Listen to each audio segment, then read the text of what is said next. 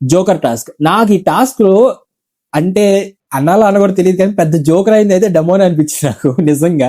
ఎందుకంటే ఏం ఆడాడు, ఏం ఆడుతున్నాడు నాకైతే ఏం అర్థం కావట్లా. డెమోన్ ని మీరు ఈ కొన్ని లాస్ట్ ఫ్యూ వీక్స్ నుంచి మీరు అర్థం చేసుకుంటే డెమోన్ లో ఒక చిన్న మైనస్ పాయింట్ ఉంది, వీక్నెస్ ఉంది. ఏంటి ఆ వీక్నెస్ అంటే, ఒక గేమ్ స్టార్ట్ అయినాక, ఒక టాస్క్ స్టార్ట్ అయిన తర్వాత ఎవరైనా వాళ్ళ అపోనెంట్ కొంచెం ముందుగా అంటే తనకన్నా కొంచెం ముందుగా వెళ్తున్నారంటే ఈ అబ్బాయి ఆ మధ్యలో గివప్ ఇచ్చేస్తాడు టాస్క్ ని. ఎక్కువ ఆడని కూడా ఆడు, ఆ మధ్యలోనే ఇంకేముంది అయిపోయింది కదా కానివ్వండి అని చెప్పేసి గివప్ ఇచ్చేస్తాడు అనమాట. ఇవాళ నాకు అదే జరిగింది. ఇవాళ చూసుకుంటే అదే జరిగింది. అసలు ఫస్ట్ 2-3 balls పోయినప్పుడే ఇంకా బాహుబలి లేదేం లేదు పోయిందిలే.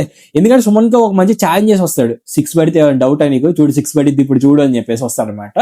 తీరా వచ్చేసరికి 3 balls 4 balls పడకపోయేసరికి ఇంకా డల్ అయిపోయి ఇంకా అసలు ఇంకా బాహుబలి లేదేం లేదు ఇంకా పోయినట్టేలే అది ఇది అని చెప్పేసి డల్ అయిపోతాడు. అంటే అసలు ఇంకా ఆడను ఇంట్రెస్ట్ లేనట్టు ఆడతాడు అనమాట ఆడేటప్పుడు కూడా.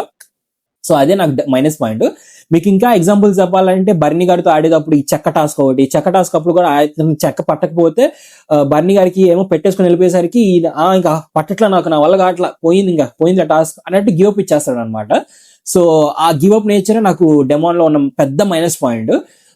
ఇవాళ అదే జరిగింది.